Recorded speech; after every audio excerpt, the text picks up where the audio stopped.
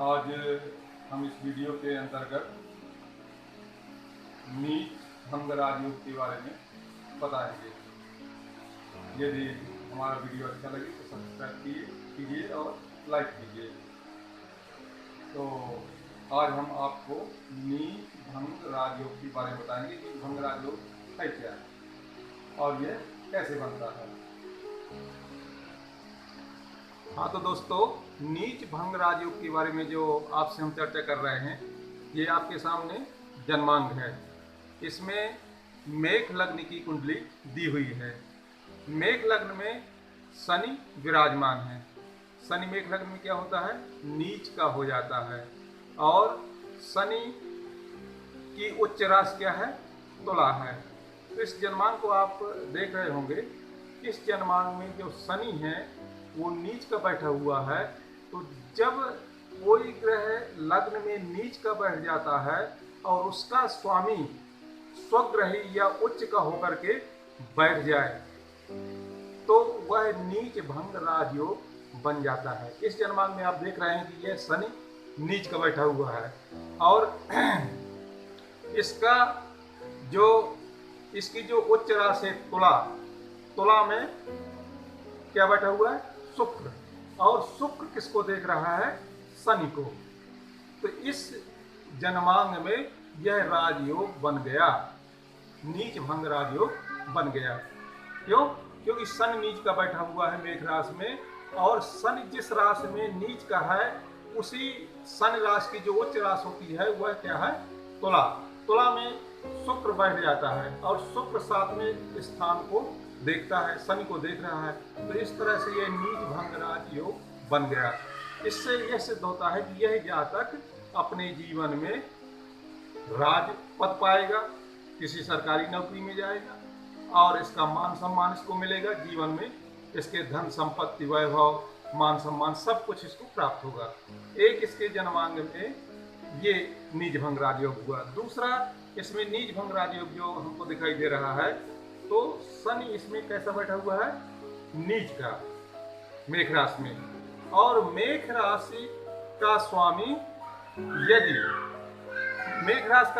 यदि उच्च का होकर के केंद्र में या त्रिकोण में बैठ जाए तो वह भी नीच भंग राजयोग के अंतर्गत आता है। इसमें शनि जो मेष राशि में बैठा हुआ, मेष राशि का स्वामी मंगल अपने मित्र सूर्य के घर में बैठा हुआ है, इसलिए यहाँ पर मंगल कैसा हुआ, बली हुआ।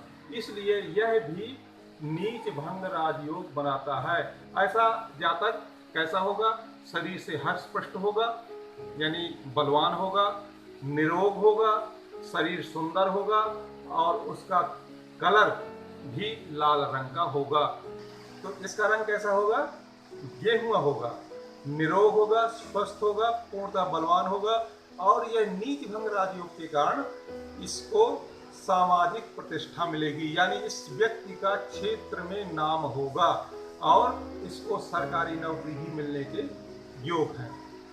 तो इस तरह इस जन्मांग में हमने देखा कि इसमें दो प्रकार के नीच भंग राजयोग बन रहे हैं, एक मंगल के द्वारा और एक शुक्र के द्वारा।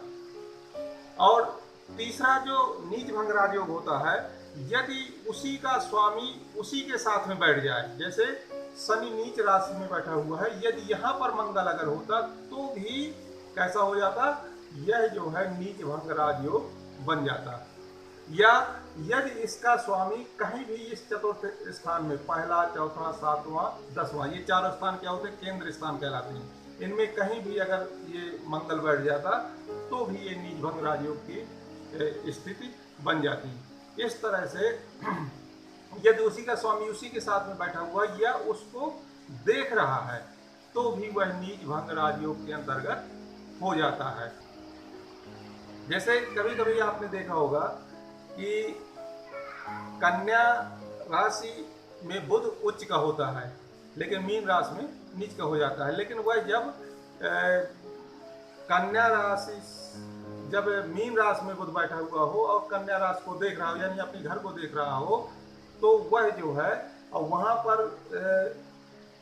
जो स्थिति बनती है तो वो भी इसी तरह नीच भंग राजयोग की बन जाती है। तो इस तरह से हम जन्मांक का विश्लेषण करते हैं कि यदि कोई ग्रह नीच का है और उसका स्वामी उच्च का है या स्वग्रही है या उसके साथ बैठा हुआ या उसको देखता है, तो वह नीच भंग राजयोग की श्रेणी में आ जाता है।